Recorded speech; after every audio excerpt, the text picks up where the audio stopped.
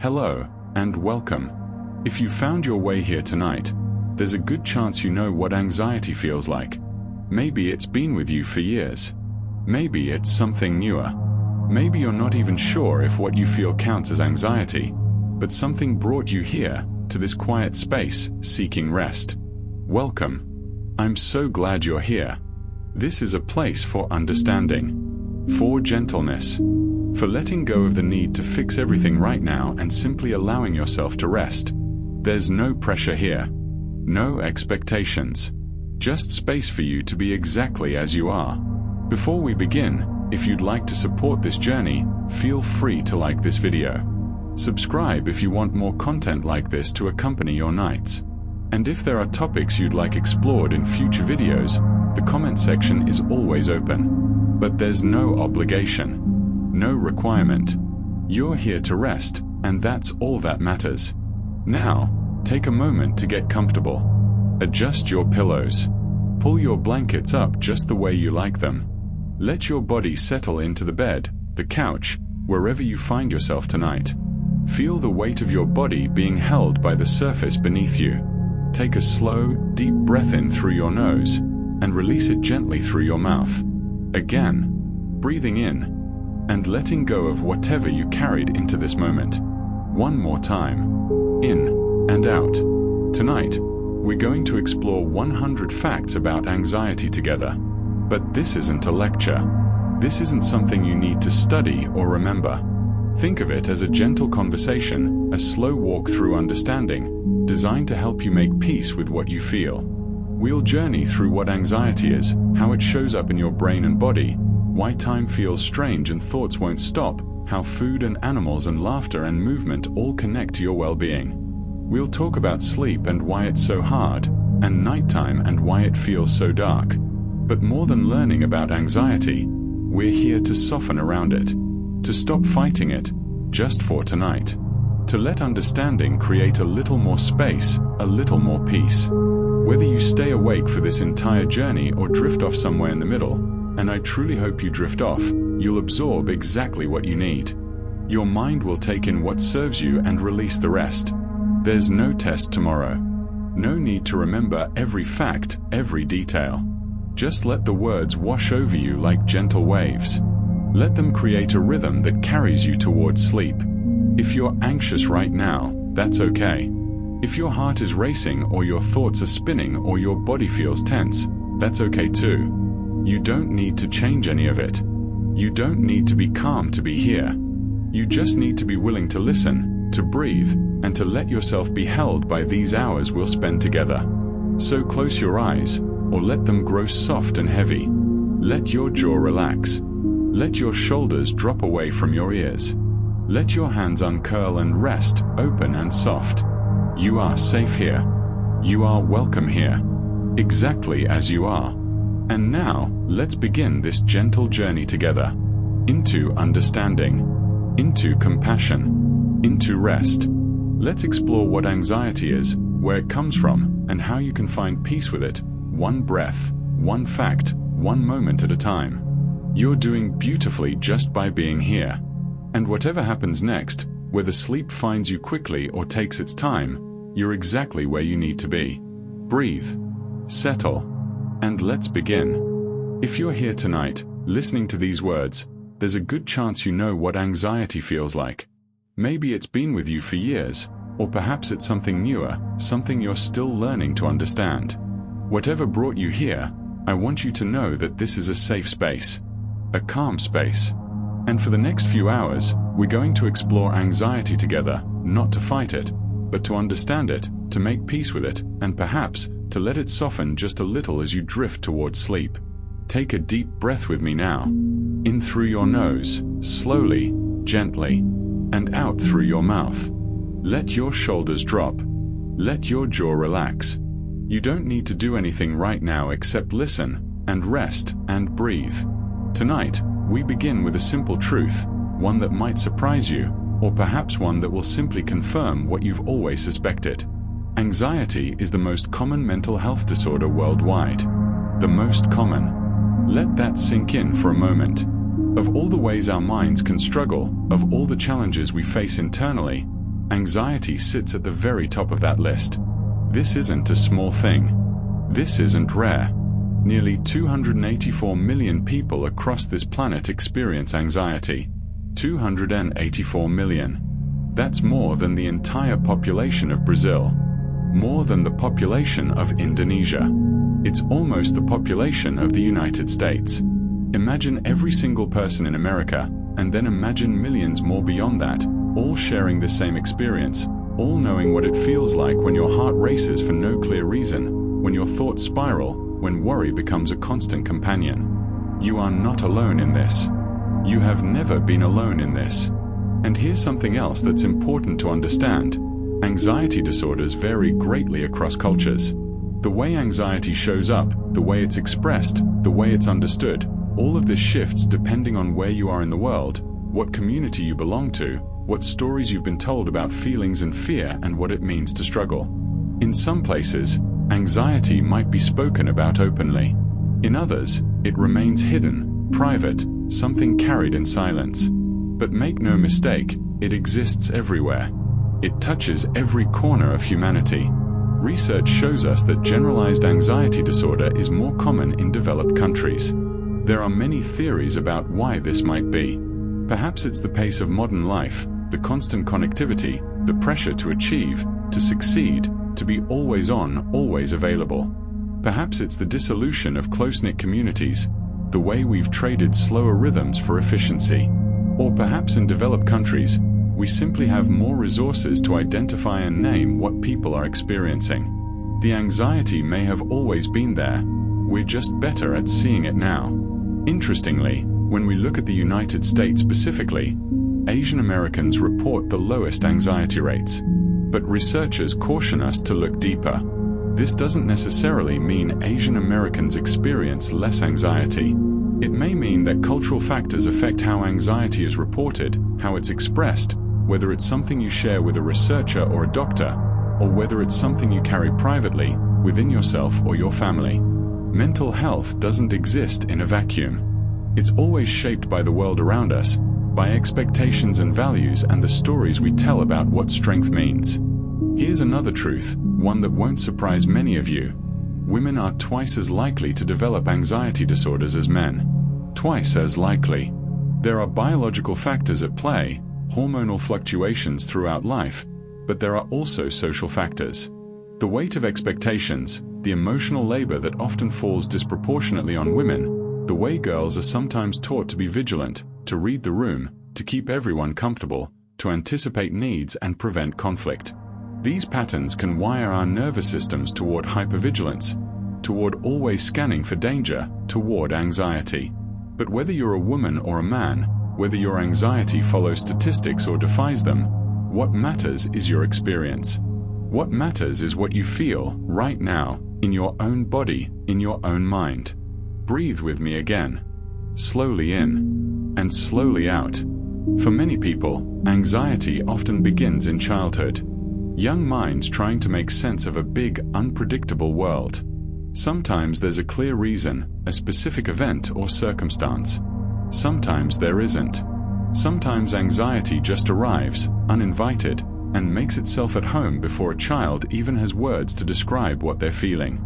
And one particular form of anxiety, social anxiety, typically starts around age 13. Think about that age. The cusp of adolescence.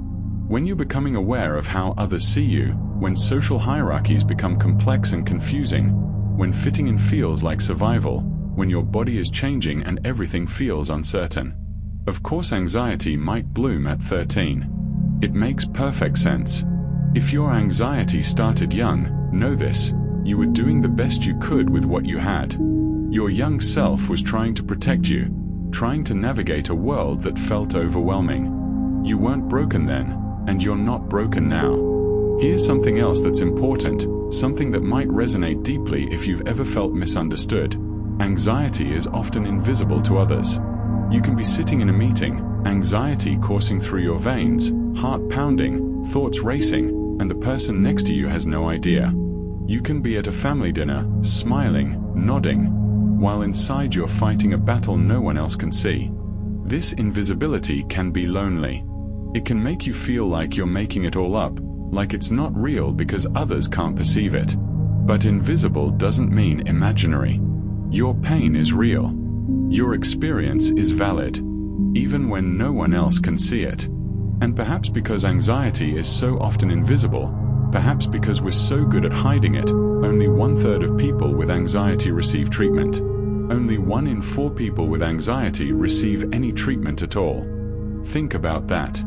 For every person sitting in a therapist's office, working through their anxiety, there are 2 or 3 others who are managing it alone, who haven't found help, who might not even know help is available, or who face barriers to accessing it. Cost, stigma, time, or simply not knowing where to start. If you haven't sought treatment, that doesn't mean you're failing. Sometimes just getting through the day is an act of courage. Sometimes just being here, listening to this, trying to understand yourself better, is enough for right now. There's another layer to this story, another connection that matters. Anxiety and depression are closely linked. They're not the same thing, but they often travel together. Nearly half of people with depression also have anxiety. Sometimes anxiety comes first, wearing you down over time until depression settles in. Sometimes they arrive together, intertwined, each feeding the other. Anxiety keeps you worried about the future. Depression keeps you stuck in the past. Together, they can make the present moment feel impossible. If you're dealing with both, if you recognize yourself in this description, please know, this too is common. This too is understandable. And this too is something that can get better, with time, with support, with gentleness toward yourself. As we close this first section, I want to come back to where we started. 284 million people. The most common mental health disorder. Invisible but real. Often beginning young. Affecting women more than men. Crossing every culture, every border, every background. You are not broken. You are human. And being human means sometimes feeling afraid even when there's no immediate danger. It means sometimes worrying about things beyond your control. It means carrying invisible weight that others don't see. But here's what else it means. You're part of something much larger. A vast, global community of people who understand, who know what this feels like, who are also trying to find peace, trying to sleep, trying to quiet their minds. Tonight, as you listen, as you breathe, as you gradually let yourself drift toward rest, know that you belong. Know that your anxiety, whatever form it takes, doesn't make you strange or weak or alone. It makes you human. Breathe in, breathe out, and let yourself rest. We'll continue this journey together, but for now, just be here. Just be present. Just breathe. You're doing beautifully. And you're exactly where you need to be. Welcome back. I hope you're settling in, finding a comfortable position, letting your body sink a little deeper into whatever surface is holding you.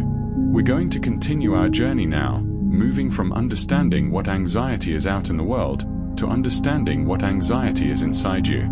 Inside your brain. Inside the intricate, beautiful, sometimes confusing landscape of your mind. And I want to say this before we begin. We're going to talk about the brain, about biology, about the physical nature of anxiety. But we're going to do it gently, softly. This isn't a lecture.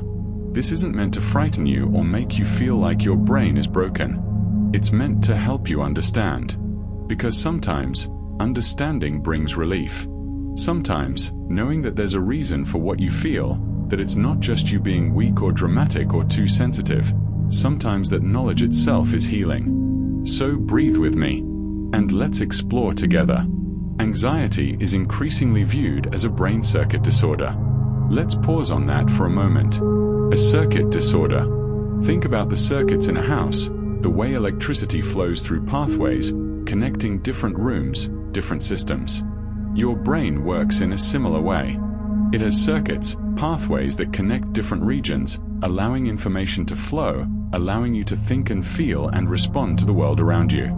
When we call anxiety a circuit disorder, we're saying that certain pathways in the brain, certain connections, aren't quite functioning the way they ideally would. This doesn't mean your brain is broken. It means some signals are getting amplified when they should stay quiet. It means some connections are firing when they don't need to. It's not a failure. It's just how these particular circuits are working right now, in your particular brain. And here's where it gets specific. Anxiety involves miscommunication between the amygdala and the prefrontal cortex. Let me paint you a picture of what this means, slowly, so you can really understand it. Your amygdala is small, almond-shaped, tucked deep in your brain. It's ancient, evolutionarily speaking. It's been with humans since the very beginning, and its job is to detect danger, to sound the alarm, to keep you safe. When your amygdala senses threat, real or perceived, it activates your fight or flight response. Your heart races. Your breathing quickens. Your body prepares to run or fight. This is beautiful, actually.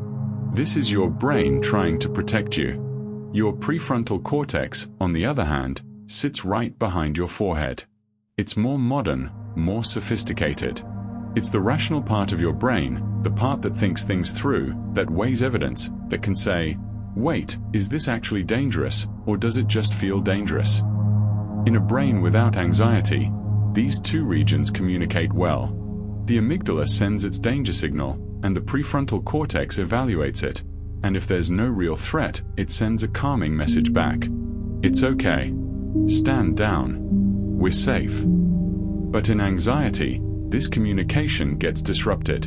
The amygdala sounds the alarm, and the prefrontal cortex either doesn't receive the message clearly, or it can't send the calming response back effectively. So the alarm keeps ringing. The danger signal keeps firing. Even when you're safe. Even when you're lying in bed, in the dark, in the quiet. This is why anxiety can feel so confusing. Your rational mind knows there's nothing to fear right now, but your body, your nervous system, your amygdala, they're telling a different story. It's not that you're being irrational. It's that different parts of your brain are speaking different languages, and the translation isn't quite working. Understanding this can be such a relief, because it means you're not doing anything wrong. You're not thinking yourself into anxiety. There's something real happening, something physical, something in the circuitry. Now, you might be wondering, why? Why does this happen to some people and not others? Part of the answer lies in genetics. Anxiety can be passed down genetically.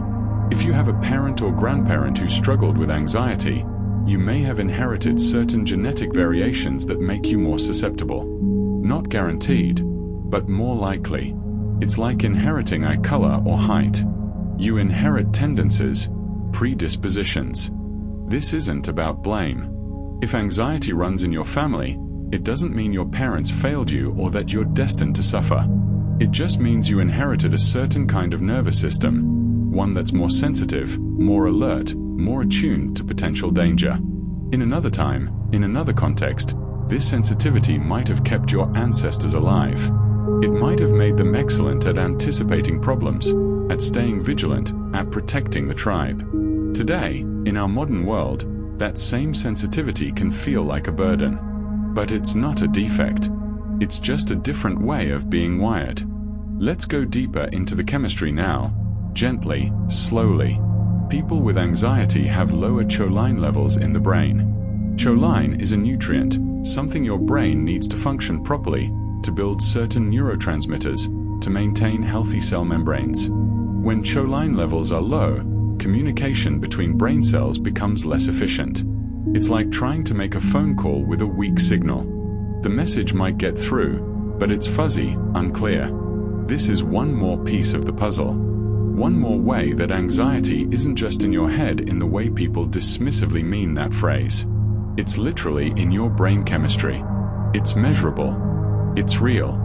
And here's something important to understand, something we need to approach with gentleness. Stress hormones affect long-term brain health. When you're anxious, your body releases cortisol, adrenaline, other stress hormones. In short bursts, this is fine.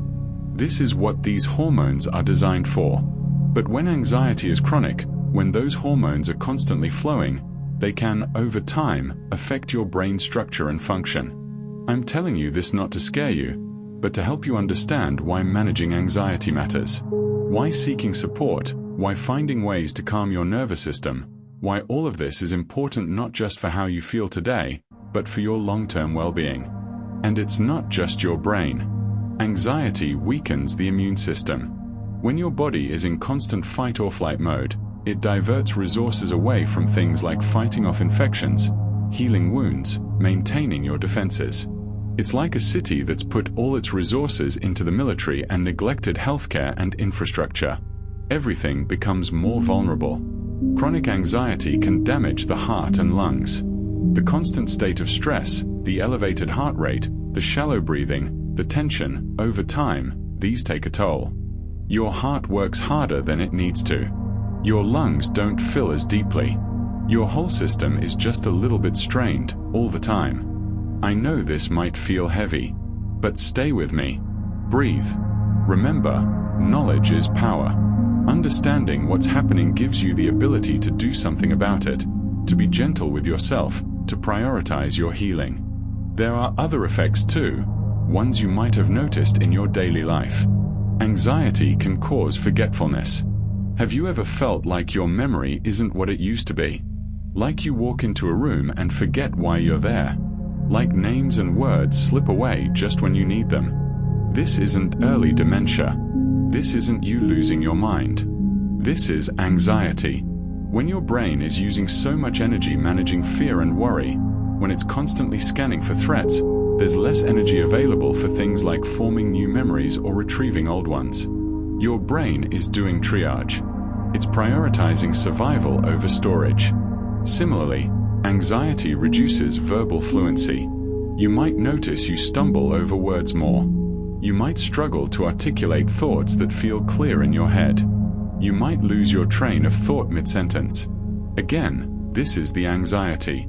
Your prefrontal cortex, the part responsible for language and communication, is partially offline, or at least distracted, because so much neural energy is going toward managing the anxiety response.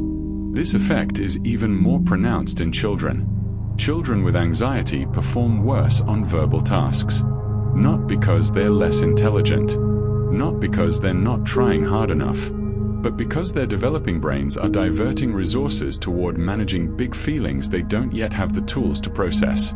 If you were an anxious child, if you remember struggling to speak up in class, or blanking on tests even though you knew the material, or feeling like words wouldn't come when you needed them, now you know why. It wasn't a failure of character. It was your brain doing its best, with limited resources, trying to keep you safe and help you learn and function, all at the same time. So where does this leave us, at the end of this section about the anxious brain? It leaves us with understanding, with compassion, with the knowledge that anxiety is not a choice you're making. It's not weakness. It's not lack of willpower. It's miscommunication between the amygdala and prefrontal cortex. It's genetics. It's brain chemistry. It's the physical impact of stress hormones. It's circuits that need support, that need rewiring, that need gentle, patient care. Your anxious brain is still a magnificent brain. It's still capable of joy and creativity and love and insight. It's just a brain that needs a little extra support, a little extra understanding, a little extra kindness. And you can give it that. Not all at once. Not perfectly. But slowly, gently, one breath at a time. As we move forward, as we continue through this night together, I want you to hold this understanding close. You are not broken. Your brain is doing what it knows how to do, based on the circuits it has, the chemistry it's working with, the genes you inherited, the experiences you've lived. And change is possible. Healing is possible. Not because you force your brain to be different, but because you understand it, you work with it, you give it what it needs. For now, just rest. Let this information settle.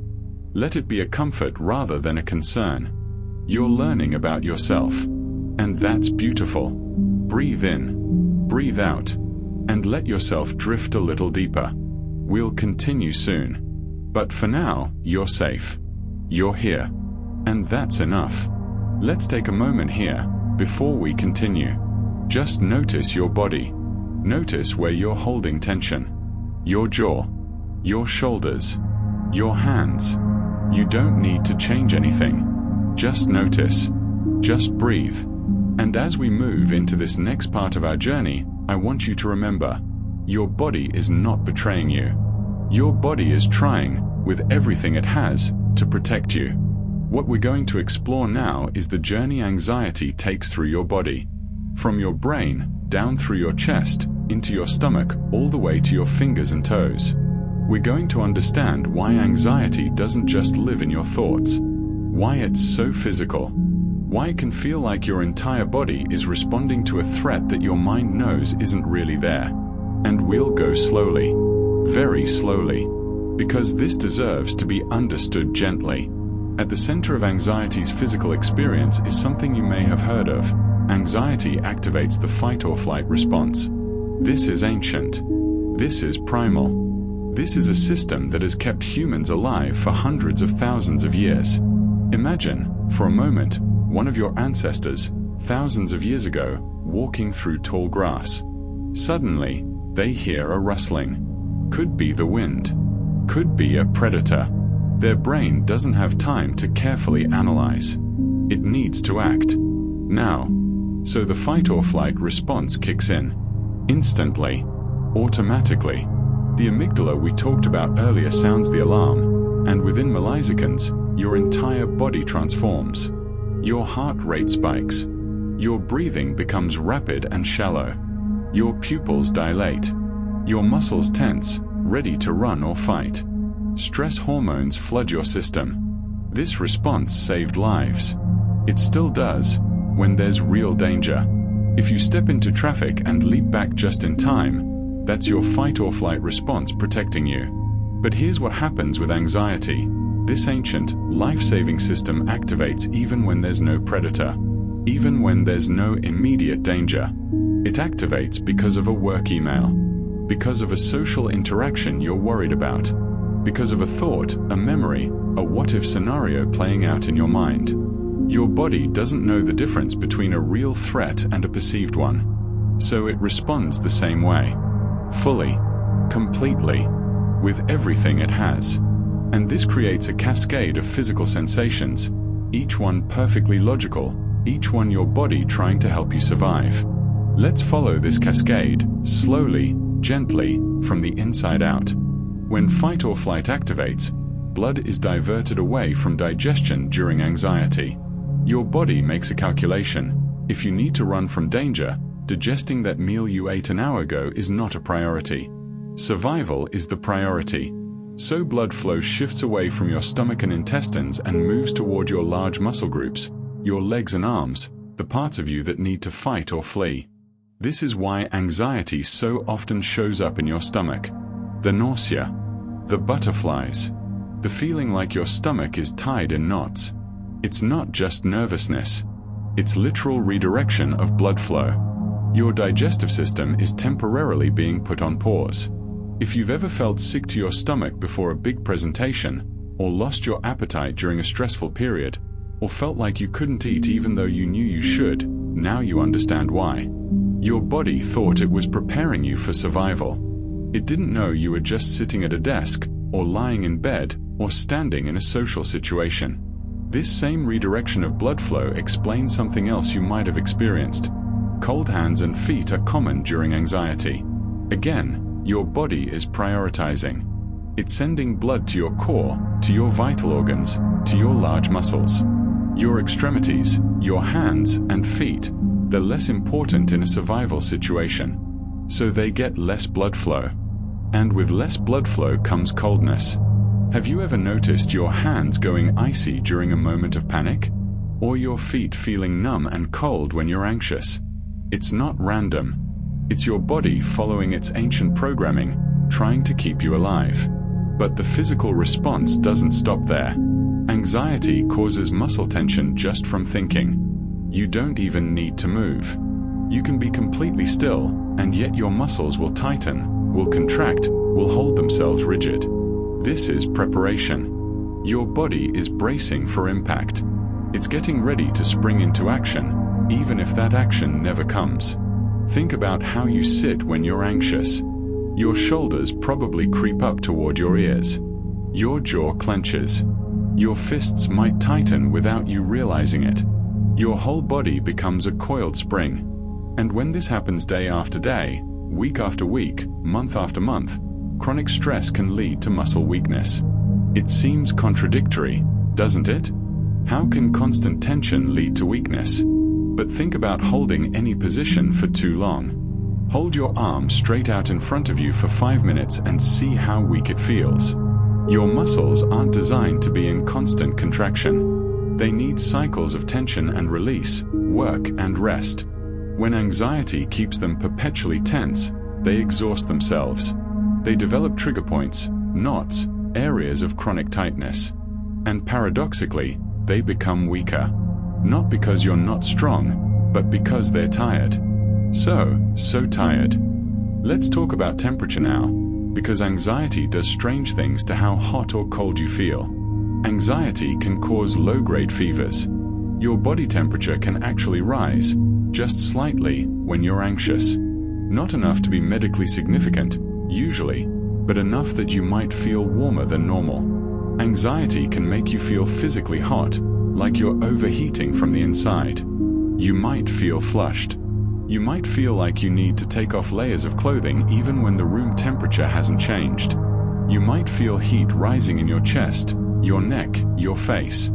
This is because adrenaline stimulates heat production. When your fight or flight response activates, when adrenaline dumps into your system, it increases your metabolic rate. Your body starts producing energy more quickly. And energy production creates heat, just like an engine running creates heat.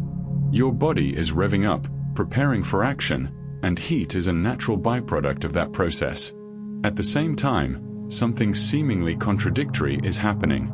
Anxiety causes vasoconstriction. Your blood vessels, particularly the small ones near the surface of your skin, tighten and narrow. This is another protective mechanism. If you were wounded in a fight or flight situation, vasoconstriction would reduce bleeding. But you're not wounded. You're just anxious. So you end up with this strange combination, feeling hot inside, but having cold extremities. Feeling like you're burning up, but having icy hands. Your body is simultaneously preparing for action and protecting against injury, even though neither is necessary. And then there's sweating. You might have noticed that anxiety sweating feels different from the sweating you experience during exercise or on a hot day. That's because emotional sweating comes from different sweat glands. You have two types of sweat glands in your body. Eccrine glands, which cover most of your body and help with temperature regulation, and apocrine glands, concentrated in places like your palms, the soles of your feet, your underarms, your forehead. When you're anxious, it's primarily your apocrine glands that activate. This is emotional sweating. This is your body's response to stress, to fear, to anxiety. Palm sweating is emotional, not for cooling. When your palms get clammy and damp during a moment of anxiety, your body isn't trying to cool you down. It's responding to the perception of threat. In evolutionary terms, there are theories that slightly moist palms might have helped with grip, with climbing, with holding tools or weapons in high-stress situations. Today, it just makes handshakes awkward. It makes holding a phone difficult. It's one more way your body is responding to a threat that isn't there, trying to help in ways that no longer serve you. Take a breath with me now. A slow, deep breath. In through your nose, filling your belly. Hold for just a moment. And out through your mouth, letting everything soften. What I want you to understand, what I want you to really take in, is that every single one of these physical responses, every sensation we've talked about, is your body trying to take care of you. Your body is not your enemy. It's not malfunctioning. It's not broken. It's doing exactly what it was designed to do. It's just doing it at the wrong times, in response to the wrong triggers. The nausea, the cold hands, the muscle tension, the heat, the sweating, all of it is an act of protection. Misguided? Perhaps. Unnecessary? Yes. But protection nonetheless. Your body loves you. Your body is trying so hard to keep you safe. The work, the healing, isn't about forcing your body to stop these responses.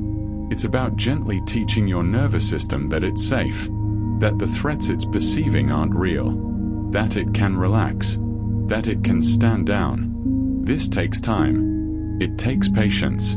It takes compassion. But it's possible. As you lie here now, in the dark, in the quiet, your body is still with you. Still trying. Still responding. But maybe, just maybe, it's also beginning to relax. Beginning to understand that right now, in this moment, there is no danger. There is no predator in the tall grass. There is only you, and the darkness, and the gentle sound of these words. Your heart can slow.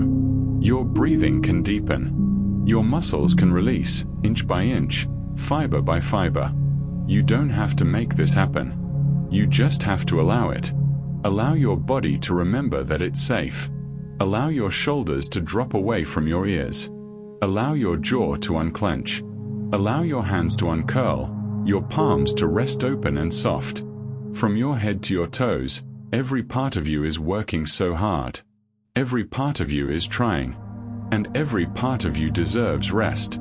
Breathe in. Breathe out. And let yourself be held by this moment, by this stillness, by the understanding that you are not at war with your body. You are learning to be its ally, its friend, its gentle guide back to safety. We'll continue this journey together. But for now, just rest here. Just be here. You're doing so well. And your body, your beautiful, faithful, protective body, is doing its best too. Let that be enough for now. Let's talk about breathing. Let's talk about air. Let's talk about one of the most frightening aspects of anxiety, and let's take all the fear out of it, together, gently, breath by breath. Right now, as you listen to these words, I want you to simply notice your breathing. Not change it. Not fix it. Just notice it. Is it shallow or deep? Fast or slow? Are you breathing through your nose or your mouth? Is your chest moving, or your belly, or both? Just notice. With kindness. With curiosity. Breathing is one of the most automatic things your body does. You don't have to think about it.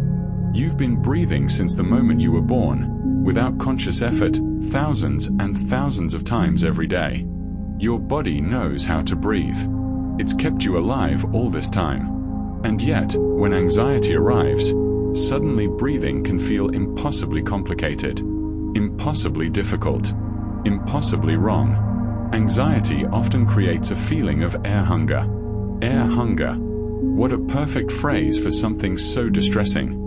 It's the sensation that you can't get enough air, that no matter how deeply you breathe, your lungs aren't filling, that you're somehow suffocating, even though you're breathing, even though air is all around you. If you've experienced this, you know how terrifying it can be. The feeling that you can't breathe properly is primal. It's one of the most alarming sensations a human can experience. Because breath is life. When breathing feels wrong, it feels like life itself is threatened. But here's what I want you to know, what I want you to really understand. Air hunger is a sensation, not a reality. It's your anxiety creating a feeling of breathlessness, but your body is actually getting the oxygen it needs. Your blood oxygen levels are normal. Your lungs are functioning. You are not actually suffocating. I know that doesn't make the sensation go away. I know that when you're in the middle of air hunger, being told it's just a feeling doesn't provide immediate relief. But over time, understanding this can help. Understanding that the sensation is lying to you. That your body is okay, even when it feels like it's not. Let me explain what's actually happening. When you're anxious, you might notice frequent sighing and yawning are common. You might catch yourself taking these big, sudden inhales, these deep sighs that seem to come from nowhere. Or yawning, even when you're not tired. Your body is trying to regulate itself. It's trying to get a deeper breath. It's trying to reset. These sighs and yawns aren't signs that something is wrong. They're signs that your body is working to make things right. Here's something that surprises many people. Over 90% of anxiety patients report breathing difficulties. 90%. This means if you struggle with your breathing during anxiety, you are in the vast, vast majority. You are not alone. You are not unusual. This is one of the most common symptoms of anxiety.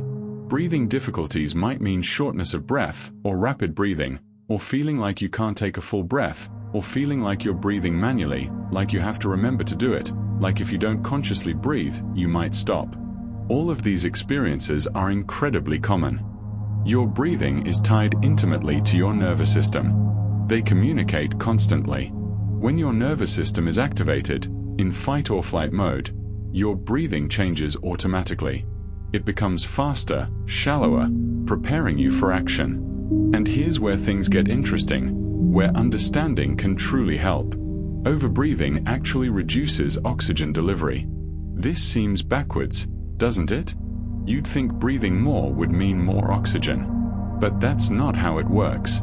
When you overbreathe, when you take rapid, shallow breaths, you exhale too much carbon dioxide.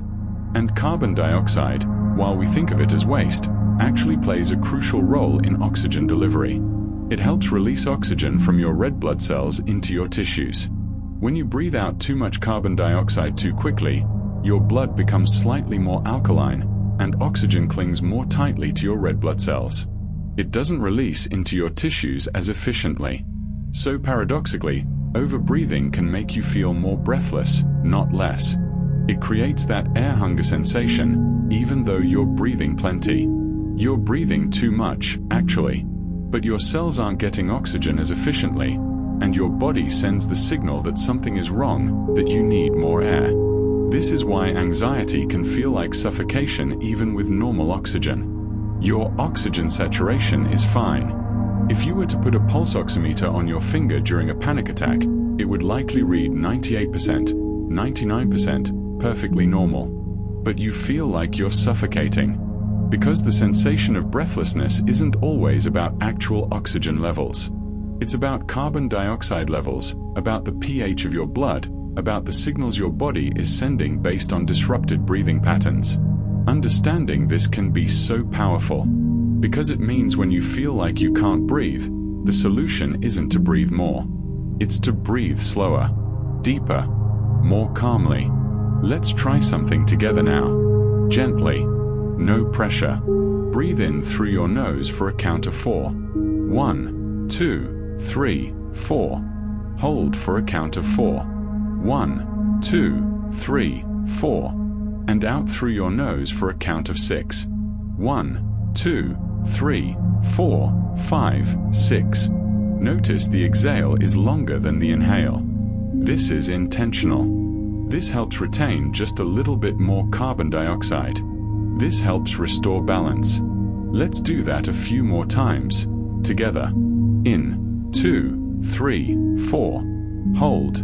2, 3, 4. Out. 2, 3, 4, 5, 6. In. 2, 3, 4. Hold. 2, 3, 4. Out. 2, 3, 4, 5, 6. One more time. In. 2, 3, 4. Hold. 2, 3, 4. Out. 2, 3, 4, 5, 6. Beautiful. You're doing beautifully. Now, let's talk about how you breathe, not just how fast or slow. Mouth breathing keeps the nervous system alert. When you breathe through your mouth, particularly with your mouth open, it signals to your nervous system that something is wrong. It's a distress signal. Animals breathe through their mouths when they're running, when they're in danger, when they need maximum air intake quickly. Nose breathing, on the other hand, signals safety. It tells your nervous system that everything is okay, that you have time to breathe slowly, that there's no emergency. Nose breathing also warms and humidifies the air, filters it, and helps you breathe more slowly and deeply. It engages your diaphragm more fully. It's the breath of rest and relaxation. So if you notice you're breathing through your mouth, especially if your mouth is hanging open, gently close it. Let your tongue rest on the roof of your mouth. Breathe in through your nose, out through your nose. Slow and steady. This simple shift can begin to calm your nervous system, all on its own. Now, I want to address something that causes tremendous fear for many people with anxiety. Panic attacks and the fear of fainting. Here's the truth, the absolute, reassuring truth. Fainting during panic attacks is extremely rare. Extremely. Almost unheard of. Here's why. Fainting happens when blood pressure drops. When not enough blood is getting to your brain. During a panic attack, the opposite is happening. Your blood pressure is rising. Your heart is pumping harder. More blood, not less, is flowing through your system. You might feel dizzy. You might feel lightheaded. You might feel like you're going to faint. But that feeling is, once again, your anxiety lying to you. The sensation is there, but the reality isn't. People do not faint during panic attacks. They feel like they're going to, but they don't. If you've spent panic attacks terrified of fainting, terrified of collapsing, I hope this brings you some peace. It's not going to happen. Your body is doing the exact opposite of what would be required for fainting. You're safe. You're not going to fall. You're not going to lose consciousness. The worst thing that happens during a panic attack is that it feels terrible. It feels frightening. It feels overwhelming. But it's not dangerous. It doesn't damage your body. It doesn't cause lasting harm. And it will pass. It always passes. Let's come back to your breath now. Back to this moment. Back to the simple, steady rhythm of breathing in and breathing out. Your breath is always with you. Always available. It's a tool you can return to again and again, whenever anxiety rises. Not because breathing will make the anxiety disappear instantly, but because conscious, slow, nasal breathing sends a signal to your nervous system. A signal of safety. A signal of calm. And over time, with repetition, your nervous system starts to believe that signal. Starts to trust it. Starts to relax. You might have heard of the vagus nerve. It's a major nerve that connects your brain to many of your organs, including your heart and lungs. It's part of your parasympathetic nervous system, the rest and digest system, the opposite of fight or flight. Slow, deep breathing, especially with longer exhales, stimulates the vagus nerve. It activates your parasympathetic nervous system. It tells your body, we're safe. We can rest. We can digest. We can be calm. This isn't magic. This is biology. This is how your body is designed. And the beautiful thing is, you have access to this always. Your breath is a bridge between your conscious mind and your automatic nervous system. It's one of the few automatic processes you can also control consciously. When you feel air hunger, when you feel panic rising, when breathing feels wrong, you can gently guide it back. Not forcefully, not with frustration, but with gentleness, with patience. In through your nose, out through your nose. Longer exhales. Slow and steady. You can't always control when anxiety arrives. You can't always stop a panic attack before it starts. But you can work with your breath. You can offer your body this signal of safety again and again, as many times as you need. And each time you do, you're building a pathway. You're teaching your nervous system. You're creating new patterns. As you rest here now, let your breathing be natural. Don't force anything. Just notice if you can soften it, slow it, deepen it, just a little. Notice if you can breathe through your nose, gently, easily. Notice if you can let your belly rise with each inhale, rather than just your chest. Notice if you can make your exhales just a little bit longer than your inhales. And if you can't do any of that, if your breath is still shallow or rapid or uncomfortable, that's okay too. Don't fight it. Don't judge it. Just notice it. And know that it will shift in its own time. Your breath is life. Your breath is always with you. And your breath, when you work with it gently, can be your greatest ally in calming anxiety. You are breathing. Right now. This moment. You are alive. You are okay. And even when it doesn't feel like it, even when air hunger makes you feel like you're suffocating, your body is getting what it needs. You are not in danger. You are safe.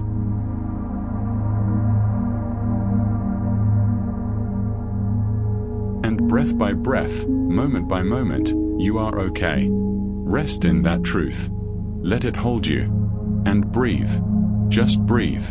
Time is a strange thing, isn't it? Sometimes it rushes past. Sometimes it crawls. Sometimes you look at the clock and hours have vanished. Sometimes you look at the clock and only minutes have passed, but it feels like you've lived an entire day. When you're anxious, time becomes even stranger, even more slippery. It warps and bends and refuses to move the way you expect it to. Let's explore this together, slowly, like we're examining something delicate under soft light. Anxiety makes time feel distorted. This isn't your imagination. This isn't you being dramatic or overly sensitive. Time perception is processed in your brain, and anxiety directly affects the regions responsible for tracking time. Think about a moment when you were deeply anxious. Maybe waiting for news. Maybe before an important event. Maybe lying awake at 3 in the morning, thoughts spiraling. Time didn't feel normal, did it? It felt stretched, or compressed, or somehow just wrong. This distortion happens because anxious brains process more information per second. Your mind is working faster, taking in more stimuli, analyzing more details, running more scenarios. It's like your brain's processing speed has increased, but your conscious experience of time hasn't adjusted accordingly. Imagine watching a movie in slow motion. More frames per second. More visual information. The movie feels longer, even though the actual duration hasn't changed. Your anxious brain is doing something similar. It's processing more frames, more thoughts, more sensations, and this creates the feeling that time itself has changed. Anxiety can make minutes feel like hours. You've probably experienced this. Sitting in a waiting room. Standing in line. Lying in bed unable to sleep. The clock seems to have stopped moving. Every minute stretches endlessly. You check the time, certain that 15 minutes have passed, only to discover it's been 3. This prolonging of time is one of the cruelest aspects of anxiety. Not only are you uncomfortable, but you're uncomfortable for what feels like forever. The suffering stretches. The discomfort expands to fill all available space. But here's something interesting. Fear slows time, anxiety speeds it up. Let me explain the difference. Fear is immediate. It's that moment when you almost step into traffic, when you slip on ice, when something sudden happens and your reflexes kick in. In those moments, time seems to slow down. You experience what people often describe as everything happening in slow motion. You can see details you normally wouldn't notice. You can react faster than you thought possible. This is your brain going into overdrive, processing information as quickly as it possibly can, giving you every possible advantage in a life-threatening situation.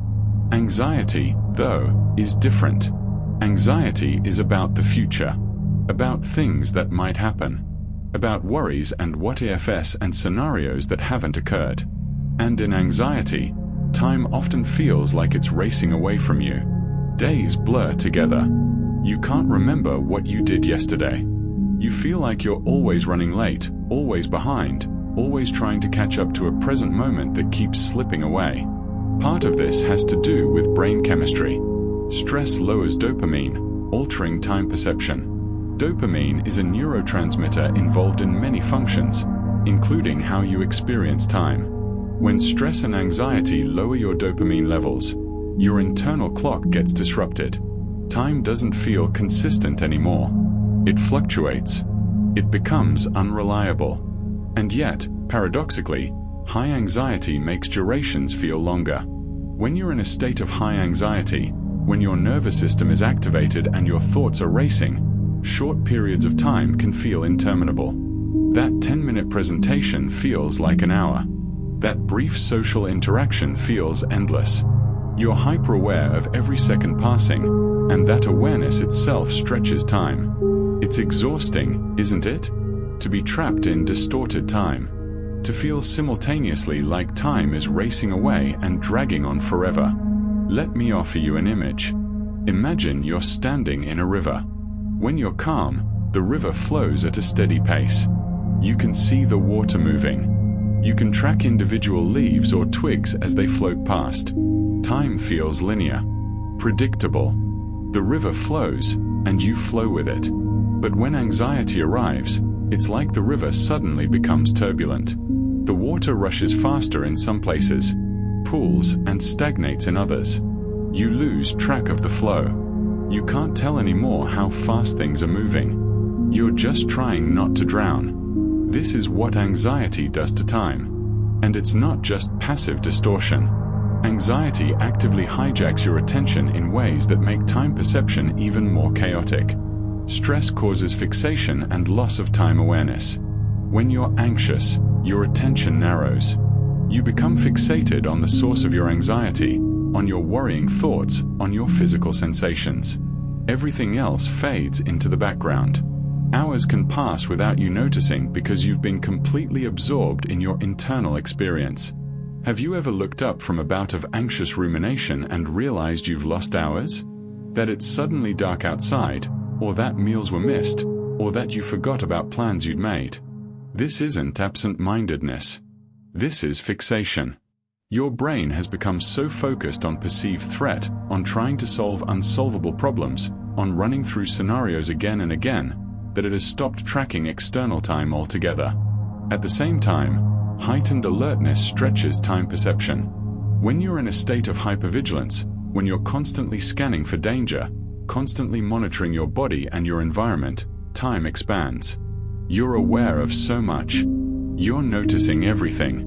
And all of that noticing, all of that awareness, creates the sensation that more time is passing.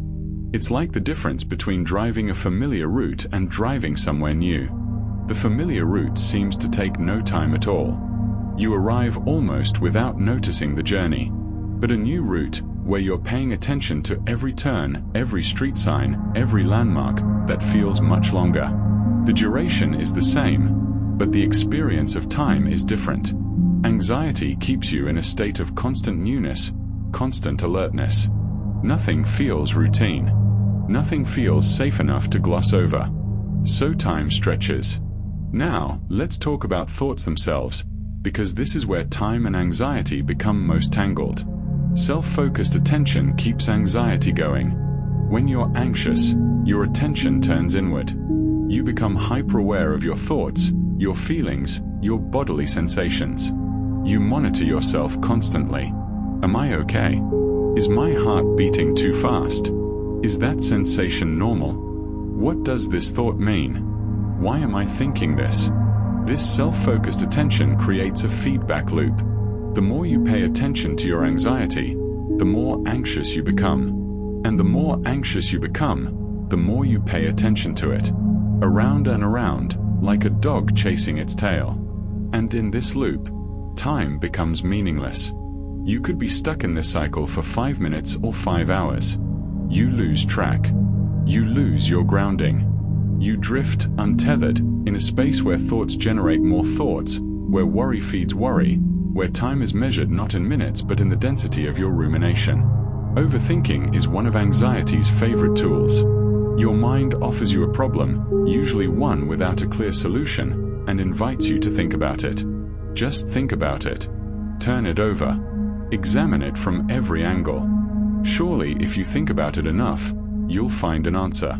You'll find safety. You'll find certainty. But overthinking doesn't lead to solutions. It leads to more overthinking. Because most of the things anxiety asks you to think about aren't actually solvable through thought. They are uncertainties. They're future events you can't control. They're social interactions you can't revise. They're physical sensations that thinking won't change. And yet, you think, and think, and think, and time warps around you. Here's what I want you to understand. Your thoughts are not facts. Your thoughts are events happening in your mind, but they're not necessarily true. They're not necessarily important. They're not necessarily something you need to engage with. Anxiety will tell you that every thought matters, that every worry needs to be addressed, that if you don't figure this out right now, something terrible will happen. But you can learn to observe thoughts without getting caught in them. Like watching leaves float by on that river we imagined earlier. You can see them. You can acknowledge them. But you don't have to grab onto each one. You don't have to follow them downstream. This takes practice. It takes patience. But it's possible. When you notice yourself overthinking, when you notice time has become strange and you're lost in rumination, you can pause. Gently. Without judgment. You can notice, I'm thinking. I'm worrying. I'm caught in a loop. And then you can choose, if you're able, to redirect your attention. Not forcefully. Not by suppressing your thoughts, but by gently guiding your awareness somewhere else. To your breath. To the sounds around you. To the sensation of your body against the surface beneath you. To the present moment, which exists outside of the distorted time your anxiety has created. The present moment is always here. Always available. And in the present moment, time moves at its regular pace. Not too fast. Not too slow. Just one moment following another, like waves on a shore. You don't have to live in distorted time. You don't have to be trapped in the endless now of anxiety, where minutes feel like hours and hours disappear without notice. You can come back. Again and again. To right now. To this breath. To this moment. Not because the present moment is always comfortable. Not because anxiety won't try to pull you back into its distorted relationship with time, but because the present moment is real. It's solid. It's something you can stand on. Your anxious brain is processing so much, so quickly. It's trying so hard. It's running scenario after scenario, preparing for danger, trying to keep you safe. But you can thank it for its efforts. And gently tell it, right now, in this moment, I'm okay. Right now, I don't need to solve these problems. Right now, I can just be. And gradually, over time, real time, steady time, your brain learns. The fixation loosens. The self-focus softens. The overthinking slows. Not all at once. Not perfectly. But gradually. Time begins to feel normal again. Minutes feel like minutes. Hours feel like hours. You can track the passage of time without it feeling distorted or warped or wrong. This is healing. This is what it looks like when anxiety's grip begins to loosen. As you rest here now, let time move however it wants to move. Don't try to control it. Don't worry about whether minutes feel long or short. Just let yourself exist in time, whatever time feels like right now. You don't have to overthink this moment. You don't have to fix anything. You don't have to solve anything. You can just be here, drifting, resting, breathing. Time will take care of itself. Your thoughts will come and go, like clouds across the sky. And you are the sky itself. Vast, open, unchanging beneath the weather of your mind. Rest in that. Rest in your own spaciousness. And let time and thoughts and anxiety all drift like leaves on that river. You don't have to hold on to any of it. You can just let it flow. Just let it be. Just rest. There's something I want you to know before we begin this part of our journey together. Something important. Something true. Your anxiety isn't just a burden. It isn't just something to manage or overcome or get rid of. Your anxiety is also connected to some of your greatest strengths, to your sensitivity, to your awareness, to your deep, rich inner world. Let's explore this together, softly, with curiosity and compassion. If you experience social anxiety, if being around others feels difficult or draining or frightening, you might have noticed something about physical space. People with anxiety have larger personal space bubbles. What this means is that you need more physical distance from others to feel comfortable. Someone standing close to you, even if they're friendly, even if there's no threat, it can feel overwhelming. Intrusive. Like they're taking up space that belongs to you. This isn't you being difficult. This isn't you being antisocial. This is your nervous system requiring more buffer space to feel safe. Think of it like this. When your nervous system is already on alert, already processing so much information, already working hard to keep you safe, adding another person into your immediate physical space is just one more thing to monitor, one more potential source of unpredictability. So you step back. You create distance. Not because you don't like people, but because your system needs room to breathe. And that's okay. That's perfectly okay. You're allowed to need space. You're allowed to honor what your body and mind require to feel comfortable. In a crowded world that often demands we tolerate closeness, that tells us to squeeze together on public transit, to hug in greeting, to stand shoulder to shoulder in elevators, your need for space is valid. It's real. And it deserves to be respected. Now, here's something that might surprise you, something that might challenge what you believe about how others see you. Socially anxious people are often liked more than they think. Much more. If you struggle with social anxiety, you probably have a running narrative in your head during social interactions. A harsh inner critic telling you that you're awkward, that you said the wrong thing, that people are judging you, that they don't want you there, that you're making a fool of yourself. But research shows that this narrative is often completely wrong. People actually tend to like socially anxious individuals. They find them genuine, thoughtful, considerate. They don't notice the awkwardness you're so convinced is obvious. They don't see the anxiety you're certain is written all over your face. What you experience as excruciating self-consciousness, others experience as you being a good listener, being humble, being kind. Your anxiety is lying to you about how you're being perceived. It's showing you a distorted reflection, making you believe you're failing socially when in reality, you're doing just fine. Better than fine, often. This gap between how you think you're coming across and how you're actually being received, it's one of the cruelest tricks anxiety plays. Because it keeps you trapped in fear. It keeps you avoiding social situations. It keeps you convinced that you're not good enough, when the truth is, people enjoy your company. Let's explore this together, softly, with curiosity and compassion. If you experience social anxiety, if being around others feels difficult or draining or frightening, you might have noticed something about physical space. People with anxiety have larger personal space bubbles. What this means is that you need more physical distance from others to feel comfortable. Someone standing close to you, even if they're friendly, even if there's no threat, it can feel overwhelming. Intrusive. Like they're taking up space that belongs to you. This isn't you being difficult. This isn't you being antisocial. This is your nervous system requiring more buffer space to feel safe. Think of it like this. When your nervous system is already on alert, already processing so much information, already working hard to keep you safe, adding another person into your immediate physical space is just one more thing to monitor, one more potential source of unpredictability. So you step back. You create distance. Not because you don't like people, but because your system needs room to breathe. And that's okay. That's perfectly okay. You're allowed to need space. You're allowed to honor what your body and mind require to feel comfortable.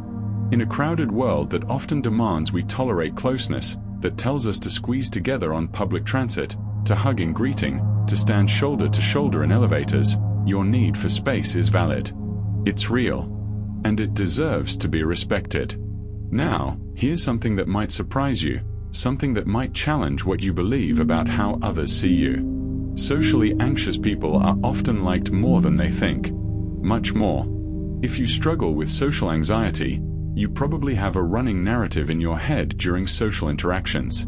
A harsh inner critic telling you that you're awkward, that you said the wrong thing, that people are judging you, that they don't want you there, that you're making a fool of yourself. But research shows that this narrative is often completely wrong. People actually tend to like socially anxious individuals. They find them genuine, thoughtful, considerate. They don't notice the awkwardness you're so convinced is obvious. They don't see the anxiety you're certain is written all over your face. What you experience as excruciating self-consciousness, others experience as you being a good listener, being humble, being kind. Your anxiety is lying to you about how you're being perceived. It's showing you a distorted reflection, making you believe you're failing socially when in reality, you're doing just fine. Better than fine, often. This gap between how you think you're coming across and how you're actually being received, it's one of the cruelest tricks anxiety plays. Because it keeps you trapped in fear. It keeps you avoiding social situations. It keeps you convinced that you're not good enough, when the truth is, people enjoy your company. I know it's hard to believe. I know your anxiety has very convincing evidence to the contrary. But consider, just for a moment, that you might be wrong about how others see you. That you might be more liked, more valued, more welcome than you've ever allowed yourself to believe. Of course, social anxiety does affect how you communicate. That's real. Anxiety reduces speech flow and increases pauses. When you're anxious, words don't come as easily. You might stumble. You might lose your train of thought. You might have more pauses, more AMS and S, more moments where you search for the right word and it won't come. This is the verbal fluency issue we talked about earlier, showing up in real time in conversation. But here's what's important. These pauses, this slightly slower speech, they don't make you unlikable. They make you human. They make you relatable. They give others space to think, to breathe, to process. In a world that often moves too fast, where people talk over each other and rush to fill silence, your pauses can actually be a gift. And yet, knowing this doesn't always make it easier, does it? Especially when you're facing a situation where you need to speak in front of others. A presentation, a speech, a performance. Many people think the solution is to prepare extensively, to memorize every word. But here's the paradox. Memorizing speeches increases anxiety. When you memorize word for word, you create a rigid structure in your mind. And if you deviate from that structure, if you forget a line or stumble over a word, your anxiety spikes. You've lost the script. You don't know what comes next. Panic sets in. Also, the act of trying to recall something you've memorized, especially under pressure, is incredibly anxiety-inducing. Because anxiety spikes during recall. When you're trying to pull information from your memory while simultaneously being anxious, your brain is working against itself. The anxiety interferes with memory retrieval. And the difficulty retrieving the memory increases the anxiety. Another feedback loop. So what's the alternative? Understanding your topic deeply. Knowing the key points. Having a flexible structure rather than a rigid script. This allows you to speak more naturally, to adapt if needed, to not panic if you phrase something differently than you planned. It's counterintuitive. We think more preparation equals less anxiety. But sometimes, more rigidity equals more anxiety. Let's shift now to something closely related but different. Creative anxiety. Creativity anxiety is a real phenomenon. It's the anxiety that arises when you're trying to create something. A piece of art. A story. A solution to a problem. Anything that requires imagination, originality, putting yourself out there in some way. It's the voice that says, "This isn't good enough. No one will like it. You're not talented enough. Who do you think you are to try this?" It's the blank page that feels terrifying. The canvas that seems to mock you. The idea that feels impossible to execute. Creative anxiety can be paralyzing. It can stop you from creating at all. Because if you don't create, you can't fail. If you don't try, you can't be judged. But here's the beautiful paradox at the heart of all of this. Anxious people are often more creative. Let me say that again, because it's important. Anxious people are often more creative. Why? Because imagination fuels both creativity and anxiety. Think about what anxiety does. It imagines futures. It creates scenarios. It takes small pieces of information and builds elaborate narratives. It sees patterns. It makes connections, sometimes connections that aren't there, but connections nonetheless. This is the same cognitive machinery that fuels creativity. The ability to imagine what doesn't yet exist. To see possibilities. To combine ideas in new ways. To explore what if. Your anxious mind is constantly creating. Creating worries, yes, but also creating ideas. Creating solutions. Creating stories.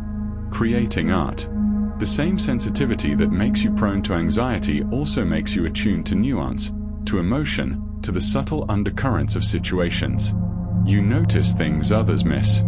You feel things deeply. You process the world in rich, complex ways. This is why so many artists, writers, musicians, creators of all kinds struggle with anxiety. Not despite their creativity, but because of it. The two come from the same source. The same imaginative, sensitive, deeply feeling mind. Your anxiety means your mind is powerful. It means your imagination is strong. Strong enough to create catastrophes that haven't happened, but also strong enough to create beauty, to make things that matter, to contribute something meaningful to the world. The question isn't how to turn off your imagination. That's not possible, and it wouldn't be desirable anyway. The question is how to direct it, how to channel it toward creation rather than destruction, toward possibilities rather than catastrophes. This doesn't mean your anxiety will go away if you just create more. That's not what I'm saying. Anxiety is more complicated than that. But it does mean that the parts of you that feel like weakness, the sensitivity, the big feelings, the overactive imagination, these parts also hold your gifts. You are not broken. You are sensitive. And sensitivity, while it can be painful, is also beautiful. It's necessary. The world needs sensitive people. People who notice. People who feel. People who imagine. In social situations, your sensitivity makes you aware of others' feelings. It makes you considerate, kind, thoughtful. Even when it feels like a burden, even when you're exhausted from reading every facial expression and monitoring every shift in tone, you're also being a caring presence in the world. In creative pursuits, your sensitivity gives you depth. It gives you material.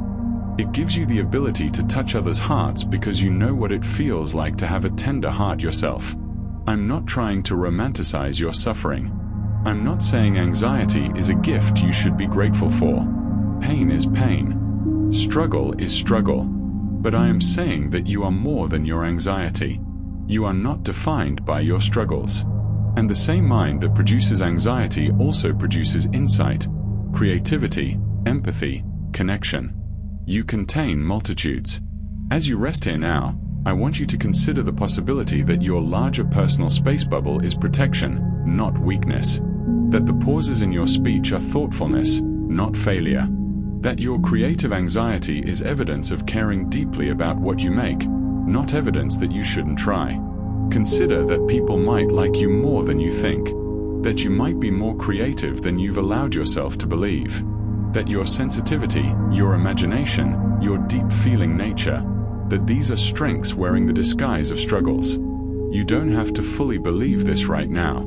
You don't have to transform your whole self-concept in this moment. Just hold it as a possibility, a different story you could tell about who you are. Not an anxious person trying to become normal, but a sensitive person learning to navigate a world that often feels too loud, too close, too much. A creative person learning to direct that powerful imagination toward beauty as well as worry. A social person learning to trust that you're more accepted than your anxiety wants you to believe. All of this is true about you. All of this exists alongside the anxiety. You are so much more than your struggles. And your struggles, difficult as they are connected to your strengths. Rest in that truth. Let it settle around you like a soft blanket. You are sensitive. You are creative. You are imaginative. You are thoughtful. And yes, you are anxious. But that's not all you are. Not even close. Breathe that in. Let it be true. And rest. Let's bring our attention down now. Down from the racing mind, down from the pounding heart, down into the deep center of your body, to your belly, to your gut, to the place where so much of anxiety lives, even though we don't always think of it that way. This is going to be a grounding section. Practical. About things you can touch and taste and change. About the physical foundation that supports your mental and emotional well-being. So settle in. Let yourself sink a little deeper. And let's explore the intimate connection between what you eat, how you feel, and the anxiety that moves through you. The gut is often called the second brain. And this isn't just metaphor. This isn't poetic language. Your gut has its own nervous system, called the enteric nervous system, containing hundreds of millions of neurons.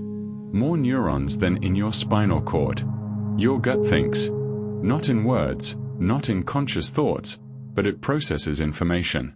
It communicates constantly with your brain through the vagus nerve. It sends signals up and receives signals down. Your gut and your brain are in constant conversation. This is why you feel emotions in your stomach. Why nervousness gives you butterflies. Why fear makes you nauseated. Why stress kills your appetite or sends you running to the bathroom. Your gut is feeling what you're feeling, processing it in its own way. And here's something important. Anxiety makes the gut more sensitive to pain. When you're anxious, the threshold for discomfort in your digestive system lowers. Sensations that might normally go unnoticed become pronounced. Uncomfortable. Sometimes painful. Your gut becomes hypervigilant, just like your mind. It's on high alert, responding to signals that wouldn't normally trigger a response. But the connection goes even deeper than sensitivity. Anxiety disrupts gut bacteria. Inside your digestive system lives a vast ecosystem. Trillions of microorganisms. Bacteria, fungi, viruses, all living in delicate balance. This is your gut microbiome.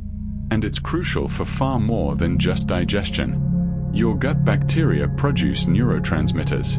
They influence your immune system. They affect inflammation throughout your body. They communicate with your brain.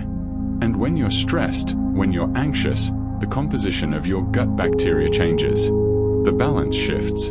Beneficial bacteria decrease. Harmful bacteria increase. The ecosystem becomes destabilized. This matters because the gut produces most serotonin.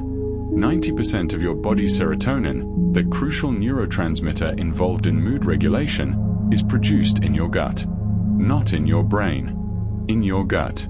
So when your gut is unhappy, when the bacterial balance is off, when inflammation is high, your serotonin production is affected, which affects your mood, which affects your anxiety. It's a loop. Anxiety disrupts your gut. Your disrupted gut affects your neurochemistry. Your neurochemistry affects your anxiety. And sometimes, the loop runs the other way. IBS can cause anxiety, not just the other way around. If you've been told that your digestive issues are all in your head, that you're anxious so your stomach hurts, I want you to know, it can work the opposite direction.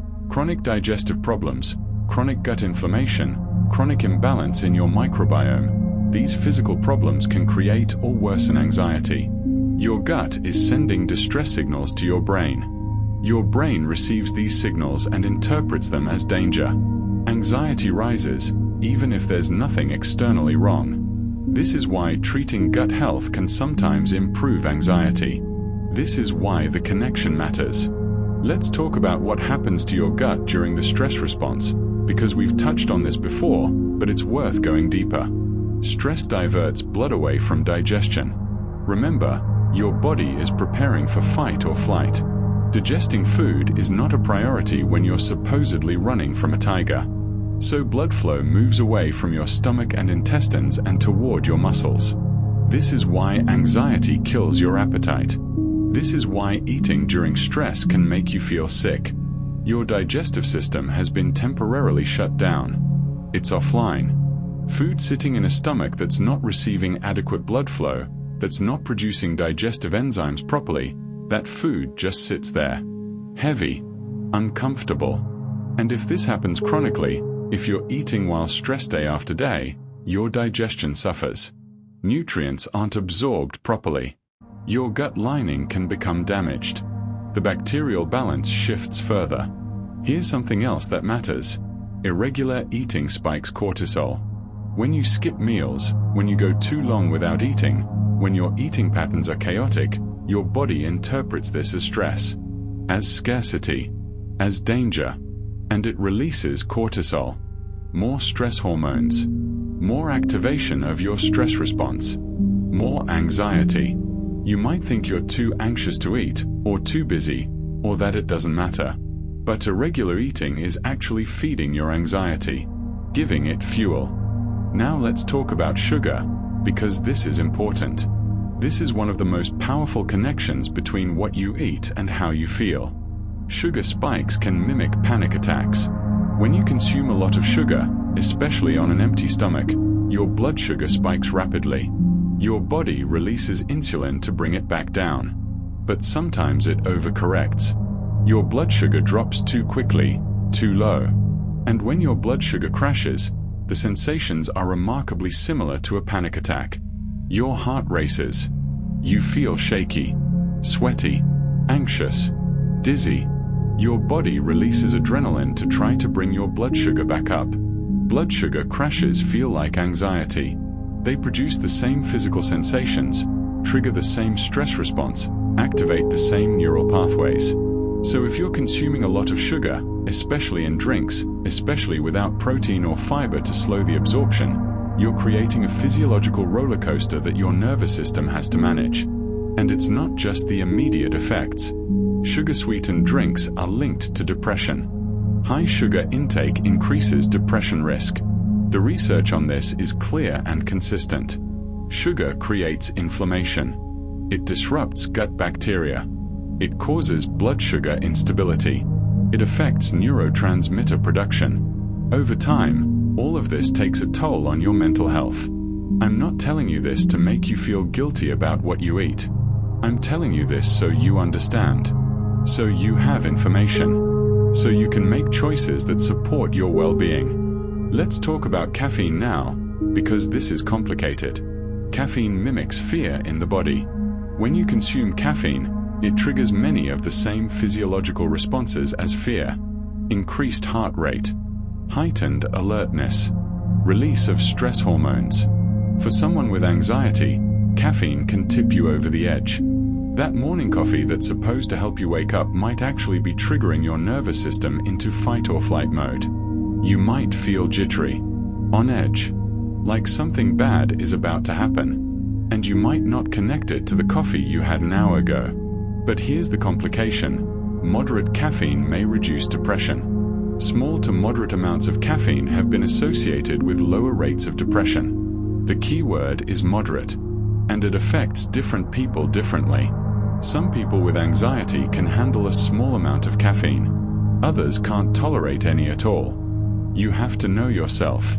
You have to pay attention to how your body responds. There's another ingredient to be aware of. Aspartame blocks serotonin. This artificial sweetener, found in diet sodas and sugar-free products, interferes with serotonin production and function. Remember, serotonin is crucial for mood regulation. When you block it, when you interfere with it, you're affecting your emotional stability. So those diet drinks you might be consuming thinking they're better than sugar, they come with their own cost. Now let's talk about what helps. What supports your gut, your energy, your mental health? Dietary fiber lowers anxiety. Fiber feeds your beneficial gut bacteria. It helps stabilize blood sugar. It supports healthy digestion. It reduces inflammation. Whole grains, vegetables, fruits, legumes, all of these provide fiber. And when you eat them regularly, you're supporting not just your physical health but your mental health too. But even with whole foods, you have to be careful, because hidden sugars increase stress. Sugar hides in so many processed foods. In bread, in sauce, in salad dressing, in foods that don't even taste particularly sweet. These hidden sugars add up. They create the same blood sugar instability, the same inflammation, the same disruption to your gut bacteria. Reading labels matters. Knowing what you're putting in your body matters. I know this can feel overwhelming. I know you might be thinking about all the ways your current diet isn't perfect. All the coffee you drink. All the sugar you consume. All the meals you skip. But please, don't let this become another source of anxiety. Don't let this become another thing you're failing at. Small changes matter. One change at a time. Maybe it's eating breakfast regularly. Maybe it's reducing your coffee from 3 cups to 2. Maybe it's adding more vegetables to your meals. Maybe it's staying hydrated. You don't have to be perfect. You don't have to overhaul everything at once, but you can start noticing. Start paying attention to how different foods make you feel. How your anxiety shifts when you skip meals versus when you eat regularly. How your mood changes when you have a lot of sugar versus when you eat more balanced meals. Your body is giving you information all the time. Your gut is communicating with you. The question is whether you're listening. And listening doesn't mean being rigid or restrictive. It means being curious, being gentle, being willing to experiment and learn what works for you. Because here's the truth, you can't think your way out of anxiety if your body doesn't have what it needs. If your blood sugar is unstable, if your gut bacteria are imbalanced, if you're running on caffeine and sugar and stress hormones. Mental health is built on a physical foundation. And that foundation includes what you eat, how you eat, when you eat. This is empowering, actually, because it means you have agency. You have choices you can make, actions you can take, that support your nervous system. You can nourish yourself. Feed yourself not just calories but nutrients. Not just food but care. You can stabilize your energy. Reduce the blood sugar crashes. Support your gut bacteria. Give your body what it needs to produce serotonin, to regulate stress hormones, to function optimally. This isn't about perfection. This isn't about deprivation or strict rules or never having sugar or coffee again. This is about understanding the connection, about making informed choices, about treating your body with the same compassion you're learning to treat your mind. As you rest here now, bring your awareness to your belly, to your gut, to this second brain that's been with you all along, processing, feeling, communicating. Thank it for all it does, for all the ways it tries to help you, even when it feels like it's working against you. And consider, gently, what you might do to support it, to care for it, to nourish it. Not tomorrow, not with a complete overhaul, but gradually, kindly, one choice at a time. Your gut and your mind are partners. They're working together, always. And when you care for one, you care for both. Rest in that connection. Rest in the understanding that you are whole. Mind and body, brain and gut, thought and feeling, all connected, all worthy of care. Breathe, and let yourself be nourished, right now, by rest, by stillness, by the gentle attention you're giving yourself. That's enough. You're doing enough. And slowly, gently, things can shift. One meal at a time. One breath at a time. You're taking care of yourself. And that matters more than you know. Rest now. Just rest. Let's rest here for a while. In a gentler space. A softer place. Let's talk about connection, about comfort, about the quiet healing that comes from another living being's presence. Let's talk about animals. If you have a pet, you might want to reach out and touch them now, if they're near. Feel their warmth, their steady breathing. If you don't have a pet, that's okay too. Just imagine. Just remember what it feels like to be near an animal. The particular quality of peace they carry. There's something almost magical about how animals respond to us, how they know things we don't think we're showing. Dogs can smell human anxiety. This isn't folklore. This isn't your imagination. It's science. Dogs have approximately 300 million olfactory receptors in their noses, compared to our mere 6 million. Their sense of smell is so refined, so sophisticated, they can detect things we can't even conceive of. And one of those things is anxiety, because anxiety has a detectable chemical scent.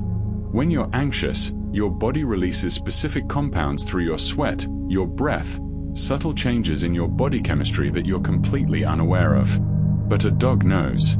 A dog can smell the shift in you before you've even consciously registered that you're becoming anxious. This is why dogs sometimes behave differently when you're stressed. Why they might come closer, press against you, rest their head on your lap. They're not just being affectionate. They're responding to what they're sensing. They know you're not okay. And it's not just dogs who can detect it. Anxiety is communicable in another way too. Smelling anxiety increases anxiety in others. Humans, even without conscious awareness, can pick up on the chemical signatures of anxiety in people around them. You walk into a room where someone is highly anxious, and even if they're hiding it well, even if they're sitting calmly, something in you responds. Your own nervous system picks up the signal. Anxiety spreads, invisibly, through scent. This is why anxiety can feel contagious. Why being around anxious people can make you more anxious. It's not weakness. It's biology. It's ancient communication happening beneath your conscious awareness. But let's return to animals, because while they can detect our anxiety, they also offer something profound in return. Pets reduce cortisol levels.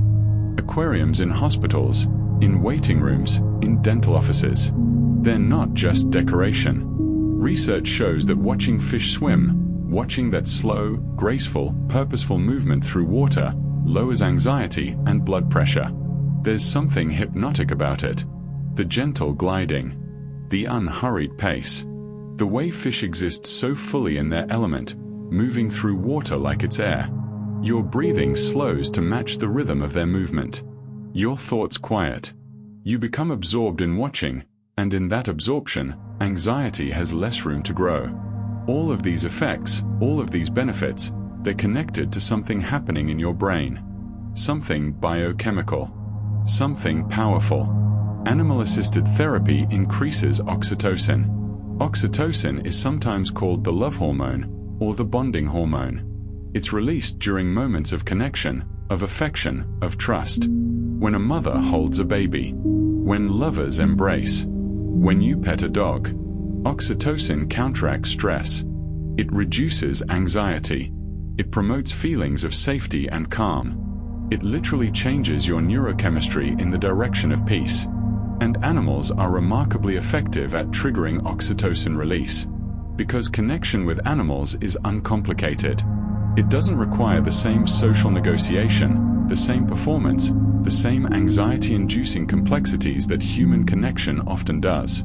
An animal doesn't expect you to say the right thing, doesn't judge your appearance, doesn't care about your social status or your achievements or your failures.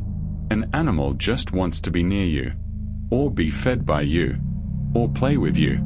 Simple, direct, honest, and in that simplicity, there's tremendous relief. But it's not just the biochemistry. It's not just the oxytocin and the lowered cortisol and the regulated nervous system. As important as all of that is, pets provide routine and emotional safety. If you have a pet, your day has structure. You wake up because someone needs to be fed. You walk because someone needs exercise. You come home because someone is waiting. When you're anxious, when you're depressed, when getting out of bed feels impossible, a pet gives you a reason. Not a heavy reason. Not an overwhelming responsibility. But a simple, clear need that pulls you forward. Your dog needs to go outside. Your cat's food bowl is empty. Your fish tank needs cleaning. Small tasks. Manageable tasks. But enough to keep you moving. Keep you tethered to routine. Keep you from disappearing entirely into your own mind. Simply being near an animal, simply having a pet in your life, measurably lowers your stress hormones. Not by a trivial amount. Significantly. Meaningfully.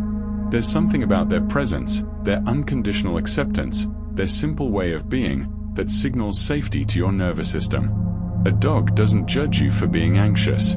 A cat doesn't care if you had a panic attack this morning.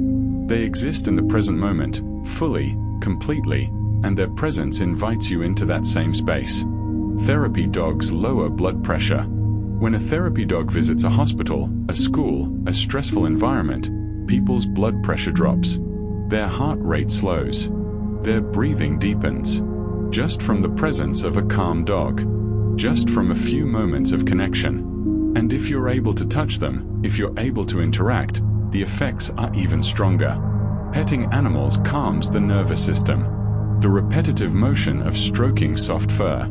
The warmth under your hand. The simple, rhythmic action. It activates your parasympathetic nervous system. The rest and digest system. The opposite of fight or flight. Your body receives the message. Things are okay. Things are safe. There's time to be gentle. Time to be slow. There's something almost meditative about it. Your hand moving slowly across fur or feathers. Your attention focused on this one simple thing. The softness. The warmth. The life beneath your palm. The world narrows to this moment. This connection. And anxiety, for a while, loosens its grip. Cats offer their own particular gift. Cat purring has a tranquil effect. That low, rumbling vibration. Scientists believe the frequency of a cat's purr, typically between 25 and 50 Hz, may have therapeutic effects. It's calming to hear. Calming to feel if the cat is resting against you. But it's not just the sound or the vibration. It's what the purring represents. Contentment. Safety. A creature so relaxed it's literally vibrating with ease. When you're anxious, when your body is tight and tense, the presence of a purring cat offers a template.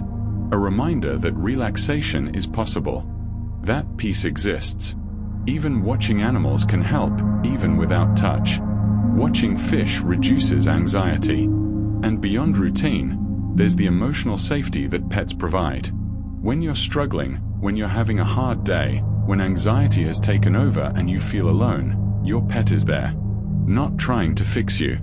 Not offering advice you don't want. Not being disappointed in you. Just there. Solid. Warm. Alive. You can cry into their fur and they won't flinch. You can talk to them about your fears and they'll listen without judgment. You can be completely yourself, your messy, anxious, struggling self, and they will still curl up next to you. Still rest their head on your knee. Still purr or wag or simply breathe beside you. This is a particular kind of acceptance that's hard to find in the human world. Not because people don't care, but because human relationships are complicated. They require energy, reciprocity, performance. With animals, you can just be. Just exist. Just rest in their presence without needing to be anything more than you are. There's a reason therapy animals are used in hospitals, in schools, in disaster zones. There's a reason veterans with PTSD are paired with service dogs. There's a reason nursing homes bring in cats and rabbits and birds. Because animals heal something in us that medicine alone cannot reach. They offer a kind of presence, a kind of unconditional regard, that soothes our nervous systems in ways we're only beginning to understand. If you don't have a pet, this doesn't mean you can't access these benefits. You can volunteer at an animal shelter. You can visit a friend's pet. You can spend time in nature watching birds or squirrels. You can go to a cat cafe or a petting zoo. Even brief interactions with animals can shift your state, can remind your nervous system what safety feels like. And if you do have a pet, I hope you're able to recognize the gift they are. Not just companionship, though they are that, but medicine, support, a living, breathing reminder that you are worthy of love, exactly as you are. Your pet doesn't care if you had a productive day, doesn't care if you accomplished anything, doesn't care if you're successful or struggling or somewhere in between. They care that you're there. That's all. Your presence is enough. What a powerful message to receive, again and again, every day. You are enough. Just as you are. Your presence matters. As you rest here now, imagine, if you can, the feeling of an animal's presence. The weight of a cat on your lap. The warmth of a dog pressed against your side. The gentle movement of fish in an aquarium. The soft landing of a bird on a branch outside your window. Imagine that calm. That acceptance. That simple, uncomplicated being with. Let your breathing slow. Let your body soften. Let yourself rest in the possibility of that kind of presence. You don't have to do anything. Don't have to achieve anything. Don't have to be anything other than what you are. Just like when you're with an animal. Just present. Just alive. Just here. And that is enough. That has always been enough. Let the animals of the world remind you of this truth. Whether they're beside you right now, or only in your memory, or simply in your imagination. You belong here. You are part of this living world. You are connected to all of it. And in that connection, there is peace. There is oxytocin flowing. There is cortisol lowering. There is your nervous system remembering how to rest. Breathe with the rhythm of a purring cat. Move with the grace of a swimming fish. Be present with the steadiness of a loyal dog. And let yourself, finally, rest. Not because you've solved everything. Not because your anxiety is gone. But because right now, in this moment, you are safe. You are here. And that is beautiful. Rest now. Just rest. Let the animals, real or imagined, keep watch while you sleep. You are safe. You are loved. You are enough. Always, always enough. We've traveled through so much together already. Through the brain and the body. Through time and thought. Through connection and chemistry. And now, let's turn toward something lighter. Something hopeful. Something that reminds us that relief is possible, that joy still exists, even when anxiety feels heavy. Let's talk about laughter and movement and the ways your body knows how to heal itself if you give it the chance. No pressure here. No shoulds. No demands. Just gentle exploration of what's possible. Laughter lowers cortisol. Think about the last time you really laughed. Not a polite chuckle. Not a social smile. But real, genuine, from the belly laughter. The kind that takes you over. The kind where you can't stop, even if you try. What happened in your body? Your shoulders shook. Your face changed. Your breathing became rhythmic and deep. Tears might have formed in your eyes. For those moments, whatever you were worried about disappeared. This isn't just distraction. This is biochemistry. When you laugh, your body reduces its production of cortisol, that stress hormone we've talked about. The chemical messenger that keeps your fight or flight response activated. Laughter turns down the volume on it. Not forever. Not permanently. But for those moments of laughter, and for a while after, your stress response quiets. And there's more. Laughter relaxes muscles for up to 45 minutes. Remember how we talked about anxiety creating muscle tension? How your body holds itself tight, braced for impact. Laughter releases that. When you laugh, your muscles contract and then relax. And that relaxation can last for up to 45 minutes afterward. 45 minutes where your shoulders aren't quite so high. Where your jaw isn't quite so clenched. Where your whole body remembers what softness feels like. This is significant. This is real relief. And here's something wonderful, even fake laughter helps. You don't have to wait until something is genuinely funny. You don't have to wait until you feel like laughing. The physical act of laughing, even when you're forcing it, even when it feels silly or fake at first, still triggers beneficial changes in your body. There are laughter yoga classes built entirely on this principle. People gather and intentionally laugh, often for no reason, and it works. The forced laughter often becomes genuine laughter. And even when it doesn't, the body responds. Your nervous system doesn't fully distinguish between real laughter and fake laughter. The breathing pattern is similar. The muscle contractions are similar. And so the benefits come, regardless. I'm not suggesting you walk around fake laughing all day. That would be exhausting and strange. But I am saying that when you're feeling heavy, when anxiety has you in its grip, you could try it. Just for a moment. Just to see what happens. Make the sound of laughter. Let your body move the way it moves when you laugh. And notice. Notice if something shifts, even slightly.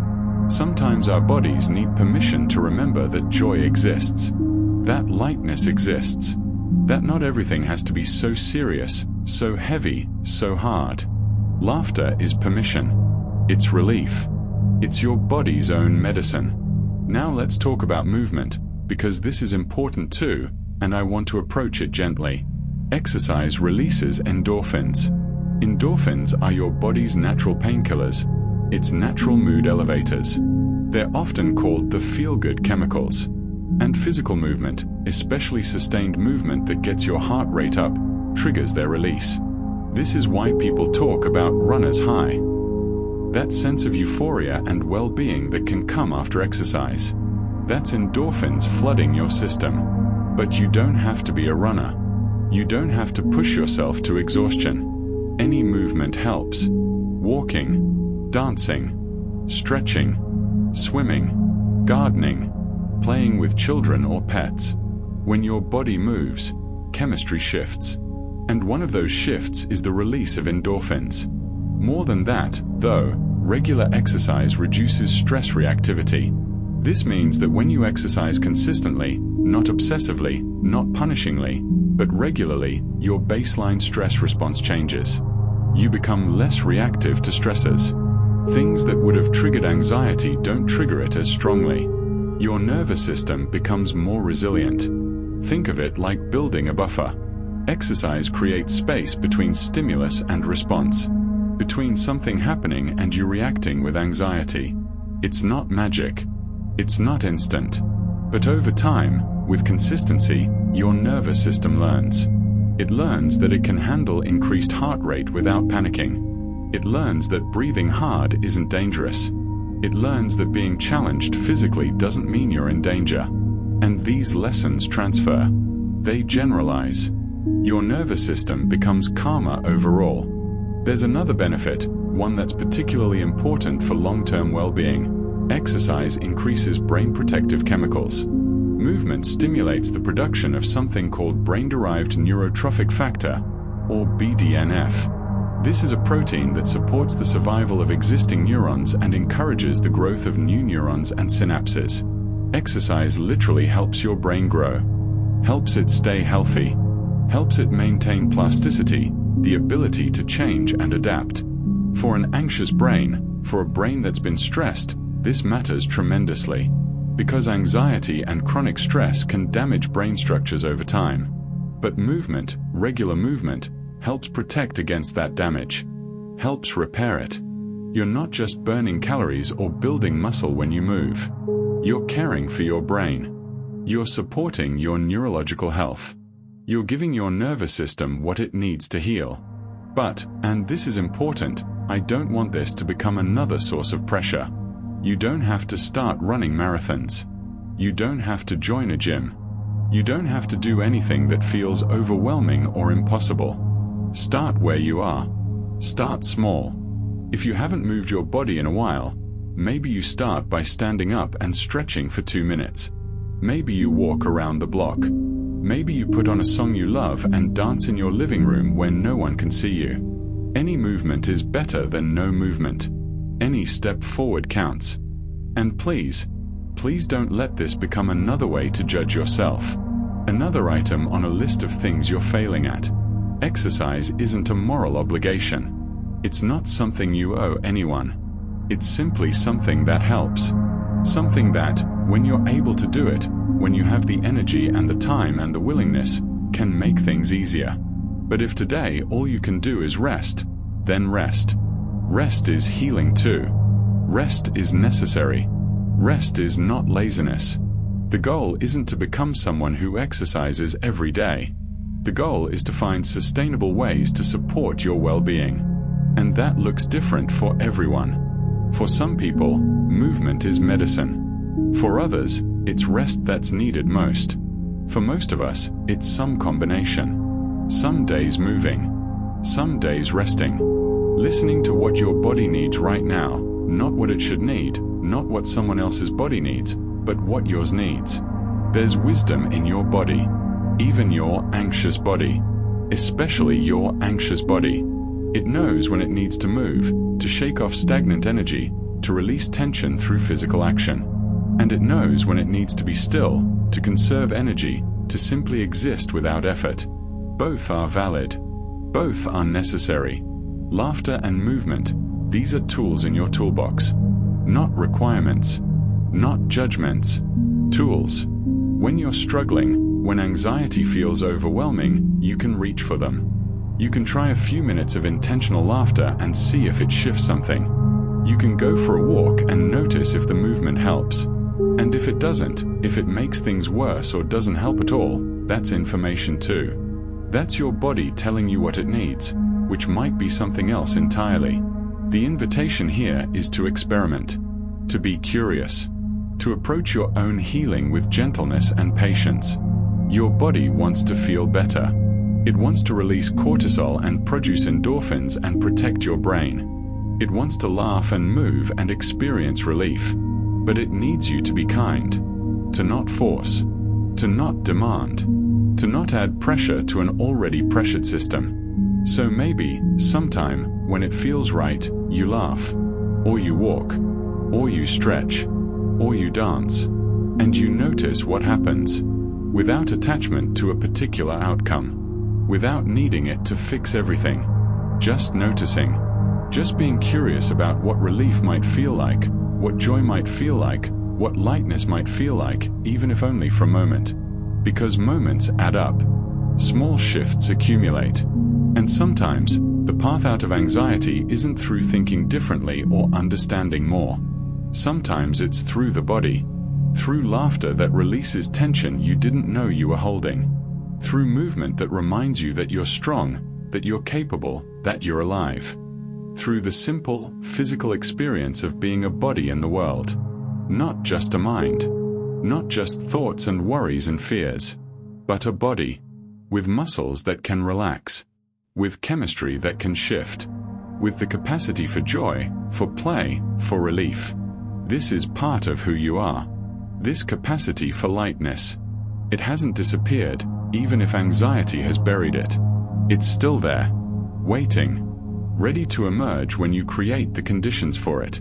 A moment of laughter, a walk in fresh air, a stretch toward the sky. These aren't solutions. They're not cures, but they're possibilities. Moments of relief, reminders that you are more than your anxiety. And sometimes, a reminder is enough. Sometimes, a moment of relief is enough to give you the strength to keep going. As you rest here now, let your body be exactly as it is. Tense or relaxed. Tired or restless. Heavy or light. Don't try to change it. Don't try to fix it. Just let it be. And know that when you're ready, when you have the energy, when the time feels right, there are simple, gentle things you can do that might help. You can laugh, even if you have to fake it at first. You can move, even if only for a few minutes. You can give your body the chance to remember its own capacity for healing.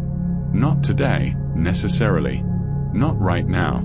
But someday. When you're ready. And until then, rest. Breathe. Be gentle with yourself. You're doing beautifully. You're exactly where you need to be. And relief, in whatever form it takes, is possible. Always possible. Rest in that hope. That gentle, patient hope. And let yourself be held by the knowledge that your body is on your side. It's working for you. Always working for you. Even when it doesn't feel like it. Trust it. Thank it. And let it rest. You're safe. You're okay. And you're doing so well. Just rest now. Just breathe. Relief will come. In its own time. In its own way. And you'll be ready for it when it does. We've come to the end of our journey together. To this final section. To the night itself, where you find yourself right now, listening to these words in the darkness. Let's talk about sleep. About rest. About the relationship between anxiety and the hours when the world goes quiet. And let's do it gently, like a lullaby, like a soft hand on your forehead, like permission to finally let go. If you struggle with sleep, you already know this truth. Anxiety and sleep create a vicious cycle. Anxiety makes it hard to sleep. And lack of sleep makes anxiety worse. Round and round. Each feeding the other. Each making the other more difficult to escape. You lie awake worrying about not sleeping. And the worry keeps you awake. You're tired all day, which lowers your resilience, which increases your anxiety, which makes sleep harder again that night.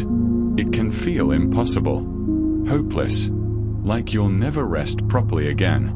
But understanding what's happening, understanding the rhythms your body is trying to follow, can help. Not magically. Not instantly. But over time, with patience, understanding creates possibility. Let's talk about cortisol, that stress hormone we've mentioned throughout this journey. Cortisol follows a natural daily rhythm. It's not meant to be constantly high or constantly low. It rises and falls throughout the day and night in a pattern that's been with humans since the beginning. Cortisol is lowest at midnight. This is when your body is meant to be in its deepest rest. When repair happens. When your nervous system can fully relax because cortisol, the hormone of alertness and stress, is at its minimum. This is the sweet spot. The dark, quiet hours when sleep should come easily, when your body has permission to surrender.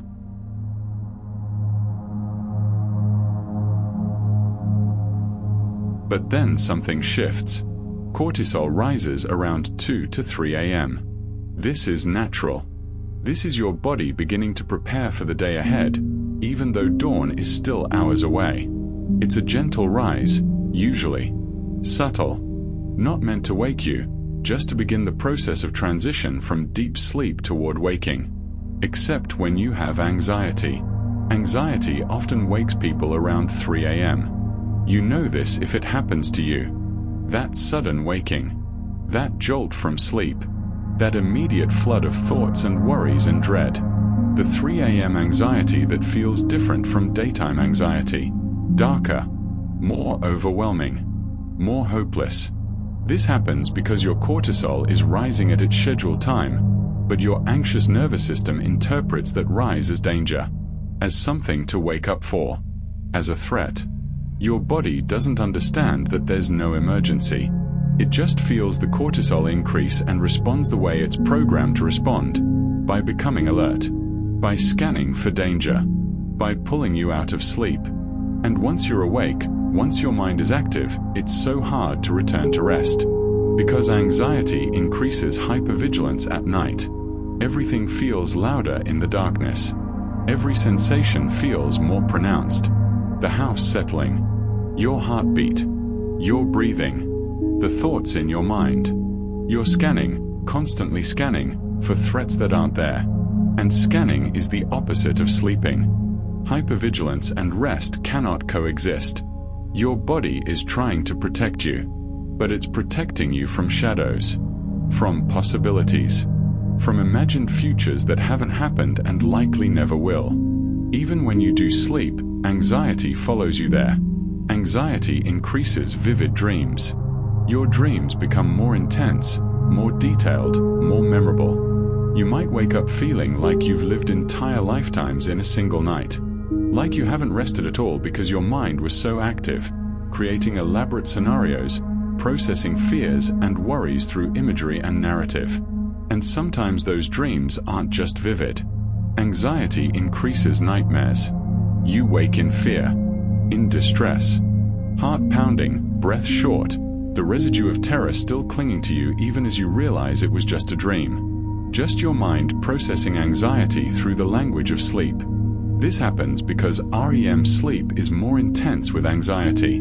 REM, the stage of sleep where most dreaming occurs, where your brain processes emotions and consolidates memories, becomes more active, more emotionally charged when you're anxious. Your sleeping brain is working overtime, trying to make sense of all the worry, all the fear, all the thoughts you carried throughout the day. And sometimes that processing spills over into nightmare territory. Here's the truth at the heart of all of this. The anxious mind stays active even when the body rests. Even when you're lying still. Even when your eyes are closed. Even when you're technically asleep. Your mind continues. It plans. It worries. It rehearses. It creates scenarios. It tries to solve problems that may not even exist. It doesn't know how to stop. Doesn't know how to surrender. Because surrender feels dangerous. Letting go feels like losing control. And your anxious mind believes control is what keeps you safe. But this is the paradox. The attempt to maintain control is what prevents rest. And without rest, everything becomes harder. Anxiety grows. Resilience fades. The cycle continues. So what do you do? How do you break free? You start by being gentle with yourself about sleep. By releasing the pressure, the expectation that you should sleep perfectly, easily, 8 hours every night. You acknowledge that sleep is difficult right now, that your nervous system is struggling, that this isn't your fault, that you're not failing. You create conditions that support sleep, knowing they won't guarantee it, but they might help. Darkness, cool temperature, quiet or gentle sound. Routine, the same bedtime, the same wind-down process. You avoid the things that make sleep harder when you can. Caffeine too late in the day. Screens right before bed. Staying in bed when you're wide awake, creating an association between your bed and wakefulness. If you wake at 3 a.m. and can't return to sleep, you might get up for a little while. Do something quiet and boring. Read something gentle. Listen to something soothing. And then try again. You practice letting go of the need to sleep, which sounds backwards, but often the anxiety about not sleeping is worse than the sleeplessness itself. When you can accept that you might not sleep well tonight, when you can be okay with that possibility, sometimes sleep comes more easily.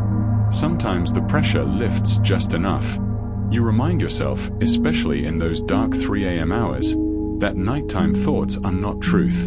That anxiety at night is a liar. That whatever feels overwhelming and hopeless right now will look different in daylight. Everything looks different in daylight. You remember that even if you don't sleep, even if you lie awake all night, you are still resting your body. You are still giving it a break from activity. It's not the same as sleep, but it's not nothing either. And you trust that sleep will come eventually. Maybe not tonight. Maybe not perfectly. But eventually. Your body needs sleep. It will find its way there when it feels safe enough. Your task is to create safety, to tell your nervous system again and again, through your actions and your thoughts and your gentle self-talk, it's okay. You can rest. Nothing needs to be solved right now. Nothing needs to be controlled right now. You can let go. This is what I've been trying to offer you throughout these hours we've spent together. Permission to let go. Understanding of what you're experiencing. Companionship in the darkness. You've listened to 100 facts about anxiety. You've learned about your brain and your body, about time and thoughts, about food and animals and laughter and movement, about all the ways anxiety shows up and all the ways you can respond. But more than facts, I hope you've received something else. I hope you've received gentleness, compassion, the sense that you're not alone, that you're not broken, that you're beautifully, complexly, courageously human. Anxiety is hard. It's exhausting. It's lonely. It's frightening. But you are stronger than you know. More resilient. More capable. You've survived every anxious moment you've ever had. Every panic attack. Every sleepless night. Every overwhelming day. You're still here. Still breathing. Still trying. That's not nothing. That's everything. As we come to the end now, as these words begin to fade, I want you to let everything we've talked about settle gently into your mind. Don't try to remember it all. Don't try to apply it all. Just let it rest there, like seeds planted in soft soil. They'll grow in their own time. For now, just breathe. Let your body sink deeper into the surface beneath you. Let your muscles soften, one by one. Your jaw, your shoulders, your hands, your belly, your legs. Let your breathing slow, deep and easy, in and out, like waves on a shore, rhythmic, endless, reliable. Let your thoughts drift past like clouds. You don't need to hold them. You don't need to solve them. Just let them move through the vast sky of your awareness. You are safe right now, right here, in this moment, in this darkness. Nothing is required of you except rest. Nothing is expected except breath. You can let go now. You can stop trying. You can simply be. The night is holding you. The darkness is gentle. The world will still be there tomorrow, and you will meet it then, rested or not, ready or not, exactly as you are. But for now, sleep, or rest, or simply exist in this quiet space between waking and dreaming. You've done enough. You've learned enough. You've tried enough. Now, just rest. Let sleep find you when it's ready. Let your body surrender when it feels safe. Let your mind finally quiet. You are exactly where you need to be. You are exactly who you need to be. And you are so worthy of rest. Breathe in, breathe out, and let go. Let go of the day. Let go of the worry. Let go of the need to understand everything, fix everything, control everything. Just let go. And rest. Sweet, peaceful, gentle rest. You've earned it. You deserve it. And it's waiting for you, patient and kind, whenever you're ready to receive it. Good night. Sleep well. And know that whatever tomorrow brings, you'll meet it the way you always have. With courage. With resilience. With that tender, anxious, beautiful heart of yours. Rest now. Just rest. Everything else can wait. You are safe. You are loved. You are enough. Always enough. Sleep now. Just sleep. Silence, at last, and peace.